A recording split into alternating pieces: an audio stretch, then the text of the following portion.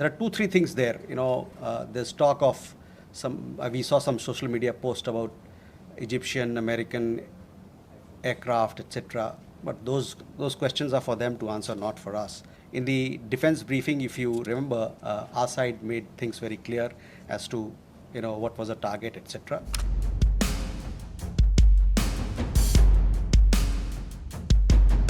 So Siddhant, regarding your question, as you are aware, we have a long-standing national position that any issues pertaining to the Union territory of Jammu and Kashmir have to be addressed by India and Pakistan bilaterally. That stated policy has not changed. As you are aware, the outstanding matter is the vacation of illegally occupied Indian territory by Pakistan. और people like Manish, आपके लिए मैं हिंदी में रूपांतर कर दे रहा हूँ. हमारा लंबे अरसे से यही राष्ट्रीय पक्ष रहा है कि भारतीय केंद्र शासित प्रदेश जम्मू और कश्मीर से संबंधित किसी भी मुद्दे को भारत और पाकिस्तान को द्विपक्षीय तरीके से ही हल करना है. इस नीति में कोई बदलाव नहीं हुआ है. जैसा कि आप जानते हैं, लंबित मामला केवल पाकिस्तान द्वारा अवैध रूप से कब्जा किए गए भारतीय क्षेत्र को खाली करने का है. Siddhant, you had another question regarding ceasefire and what sort of role other countries played, etc. See, the specific date, time and wording of the understanding was worked out between the DGMOs of the two countries at their phone call on 10th May 2025, commencing at 15:35 hours. The Foreign Secretary had made a statement in this regard, as you would be aware. The request for this call was received by MEA from the Pakistani High Commission at 12:37 hours. The Pakistani side had initial difficulties connecting the hotline connecting to the Indian side due to technical difficulties. The timing was then decided based on the availability of the Indian DGMO at 15:35 hours. You will of course appreciate that early on 10th morning, we had mounted an extremely effective attack on key Pakistani Air Force bases. That was the reason they were now willing to stop firing and military action. Let me be clear, it was the force of Indian arms that compelled Pakistan to stop its firing. As regards conversations with other nations, the message from India was clear and consistent, and exactly the same message that we were conveying from public platforms was the one conveyed in private conversations. It was that India was responding to the 22nd April terrorist attack by targeting the terrorist infrastructure. However, if the Pakistani armed forces fire, Indian armed forces will fire back. If Pakistan stops, India will also stop. This was also the message that was conveyed to the Pakistani side at the time of the commencement of Operation Sindoor, which was not heeded to by the Pakistani side at that time. It is natural that many foreign leaders who heard this from us would have shared it with their Pakistani interlocutors. Jessica, you had a question on IWT. The other day you saw that after the CCS decision, this Indus Water Treaty has been put in abeyance. I would also like to take you back a little. The IWT, the Indus Water Treaty, was concluded in the spirit of goodwill and friendship as specified in the preamble of the treaty. However, Pakistan has held these principles in abeyance by its promotion of cross-border terrorism for several decades now.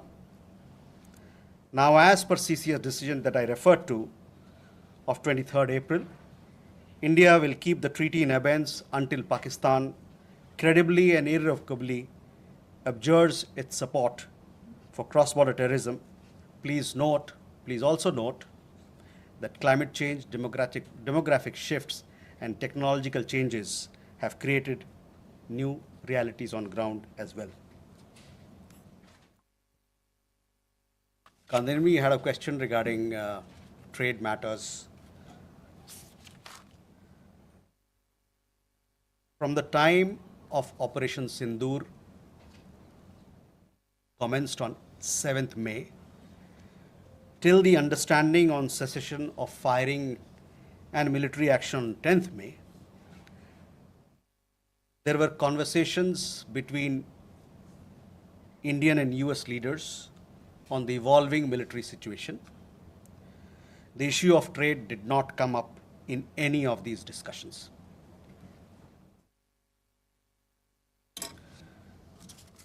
Siddhant, you had a question on the latest statement issued by the Pakistan Foreign Office. We have seen the statement made by the Pakistani side that a nation which has nurtured terrorism on an industrial scale should think that it can escape the consequences is fooling itself. The terrorist infrastructure sites that India destroyed were responsible not only for the deaths of Indians, but of many other innocents around the world. There is now a new normal. The sooner Pakistan gets it, the better it is. Shall we take more questions? Aditya?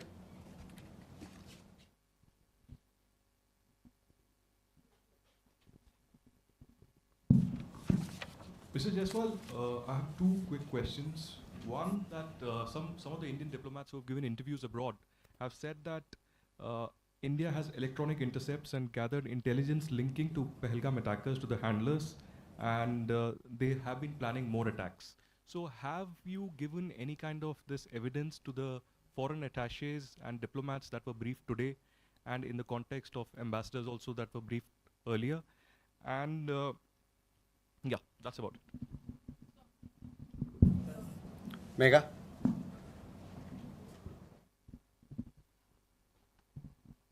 Good evening, sir. Megha from NewsAx. My question is that India, it's being reported, is going to be sending a team to the UNSC 1267 Sanctions Committee. The meeting is going to be held later in the week, and the purpose for it is to declare the TRF as a globally designated terrorist organization. If you could shed more light into this. Okay. Rishabh?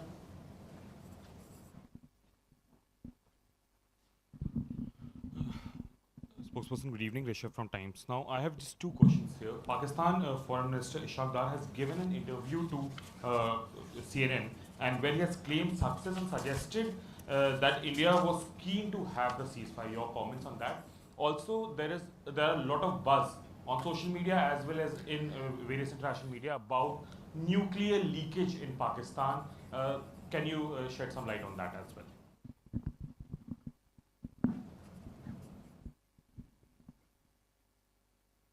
Manas?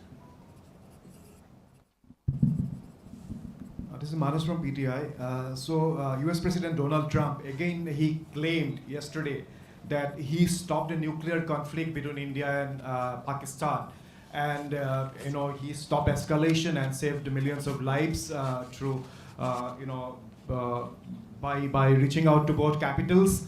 He even said that, in fact, he pressured India and Pakistan to just come forward for the cessation of hostilities, saying that if you don't do, then I will stop trade with both the countries. So can you please clarify whether he just reached out to us and asked us to stop? You have been maintaining that, in fact, the resolution was arrived at by two DCMOs, but have you just protested at the US side for making these claims, which we consider are baseless?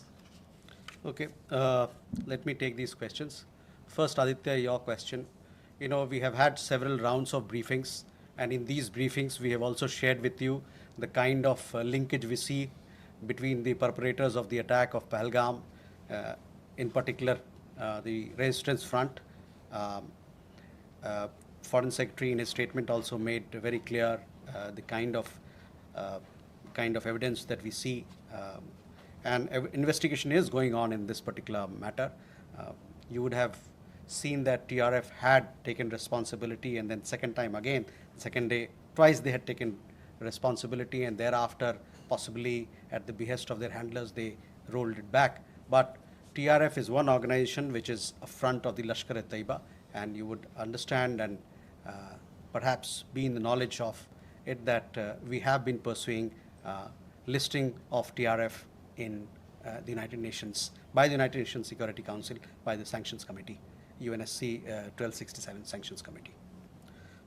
I'm not privy to what was shared 2 hours back, but for sure we'll update you on as to how the investigation progresses in this matter.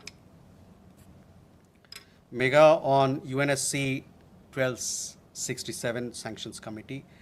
Yes, over the last 2 years or so, 23, 24, we have been sharing information with the United Nations Security Council, the monitoring team of the Sanctions Committee, as to why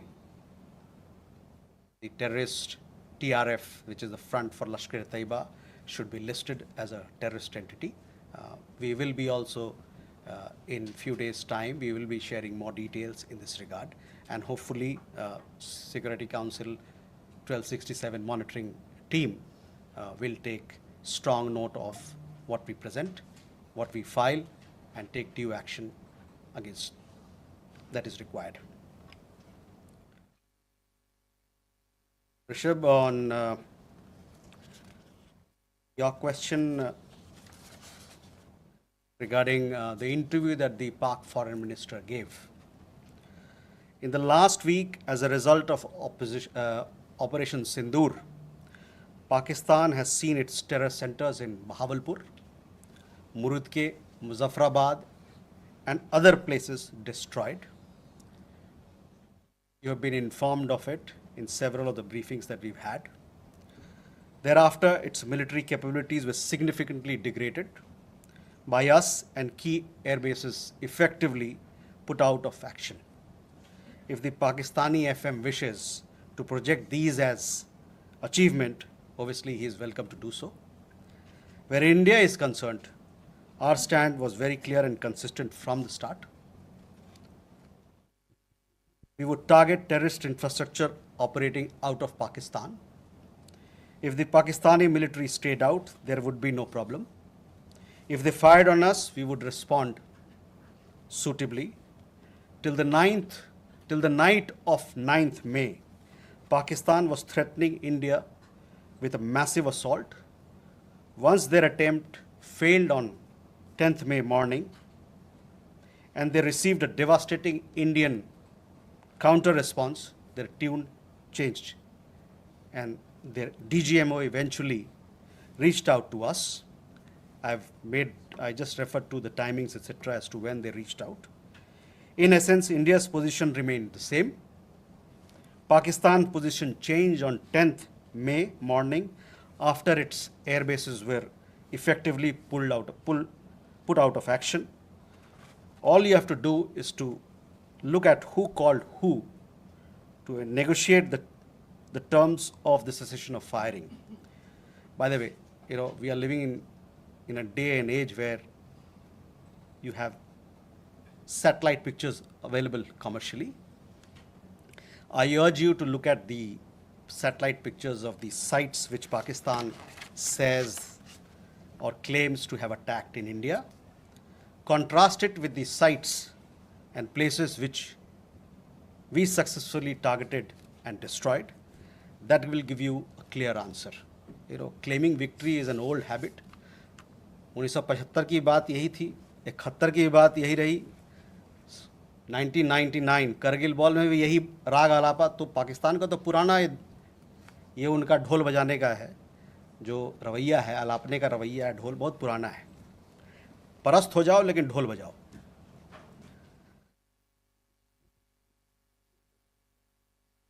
Rishabh, you also had a question regarding on that. I think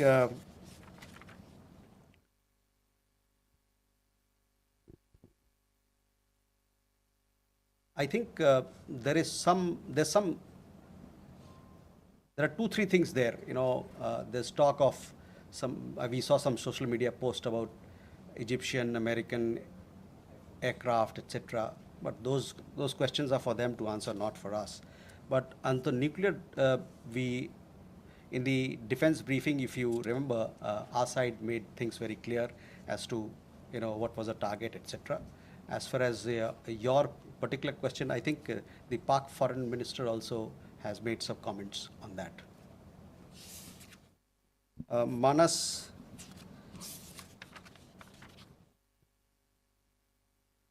about nuclear issue that you pointed out. See, the military action from our side was entirely in the conventional domain. This was also made very clear in the defense briefing yesterday. There were some questions also which were asked. There were some reports, however, that Pakistan National Command Authority will meet on 10th May, which we saw, but this was later denied by them. Pakistan FM has himself denied the nuclear angle on record. So, Rishabh, that also answers your question.